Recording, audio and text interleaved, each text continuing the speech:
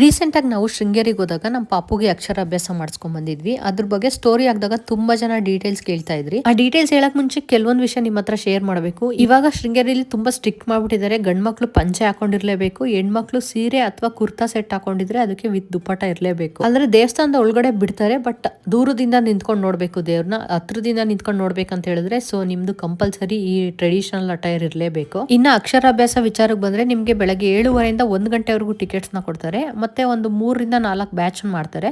ಇಲ್ಲ ನಿಮ್ಗೊಂದು ಸ್ಕ್ಯಾನರ್ ಕೂಡ ಇಟ್ಟಿದ್ದಾರೆ ಅಲ್ಲಿ, ಸೊ ಅದನ್ನ ಕೂಡ ನೀವು ಸ್ಕ್ಯಾನ್ ಮಾಡ್ಕೊಂಡು ಟಿಕೆಟ್ ನ ತಗೋಬಹುದು. ನಾವು ಮನೆಯಿಂದ ತಗೊಂಡೋಗಂತದ್ದು ಏನೂ ಇರಲ್ಲ. ಅವರೇ ಒಂದು ಪ್ಲೇಟಲ್ಲಿ ಅಕ್ಕಿ ಮತ್ತೆ ಒಂದು ಸ್ಲೇಟು ಬಳಪ ಅದೆಲ್ಲ ಕೊಡ್ತಾರೆ. ಬಟ್ ಏನಂದ್ರೆ ಸಿಕ್ಕಾಬಟ್ಟೆ ಕ್ರೌಡ್ ಇರುತ್ತೆ. ಎಸ್ಪೆಷಲಿ ಫಸ್ಟ್ ಬ್ಯಾಚ್ಗೆ ಹೋದ್ರೆ ನಾವು 8:30 ಬ್ಯಾಚ್ಗೆ ಹೋಗಿದ್ವಿ. ಮಕ್ಳು ಗೊತ್ತಲ್ಲ, ಈ ಟೋಡ್ಲರ್ ಫೇಸ್ ಅಲ್ಲಿ ಇರೋರ್ನೆಲ್ಲ ಹ್ಯಾಂಡಲ್ ಮಾಡೋದು ತುಂಬಾ ಕಷ್ಟ. ಫುಲ್ ಕಯ್ಯ ಪಿಯ್ಯ ಅಂತ ಫುಲ್ ಚೀರಾಡ್ತಾ ಇರ್ತಾರೆ. ತುಂಬಾ ಟೈಮ್ ಏನಾಗಲ್ಲ, ಒಂದು 15-20 ಮಿನಿಟ್ಸ್ ಅಲ್ಲಿ ಮುಗ್ದೋಗುತ್ತೆ. ಒಂದೆರಡು ಶ್ಲೋಕ ಹೇಳ್ತಾರೆ, ಅದನ್ನ ಹೇಳ್ಬೇಕು. ಮತ್ತೆ ಅವ್ರು ಏನ್ ಹೇಳ್ತಾರೆ ಅದನ್ನೆಲ್ಲ ಬರಿಬೇಕಷ್ಟೇನೆ. ಅಂಡ್ ಅದ್ರ ಫೀಸ್ ಹೇಳದೆ ಮರ್ತೋಗಿದ್ವಿ ನೋಡಿ. 500 ರೂಪೀಸ್ ಇರುತ್ತೆ ಒಂದು ಟಿಕೆಟ್ಗೆ. ನನ್ನ ಪರ್ಸನಲ್ ಎಕ್ಸ್ಪೀರಿಯನ್ಸ್ ಶೇರ್ ಮಾಡೋದ್ರೆ, ನೀವೇನಾದ್ರೂ ಆ ಸೈಡ್ ಹೋಗ್ತಾ ಇದ್ರೆ ಡೆಫಿನೆಟ್ಲಿ ಹೋಗಿ ಅಕ್ಷರಾಭ್ಯಾಸ ಮಾಡಿಸ್ಕೊಂಡ್ ಬನ್ನಿ. ಅದಕ್ಕೋಸ್ಕರ ಅಂತ ಹೋಗೋ ಅವಶ್ಯಕತೆ ಇಲ್ಲ ಅಂತ ಅನಿಸ್ತು. ಯಾಕಂದ್ರೆ ನಾವ್ ಯಾವುದೇ ಪೂಜೆ ಮಾಡಿಸುವಾಗ ನಮ್ಮ ಫ್ಯಾಮಿಲಿಗೆ ಅಂತ ಸಪ್ರೇಟ್ ಕೂರಿಸಿ ಮಂತ್ರ ಹೇಳಿ ಮಾಡಿದ್ರೆ ಶ್ರೇಷ್ಠ ಅಂತ ನನ್ಗನ್ನಿಸ್ತು.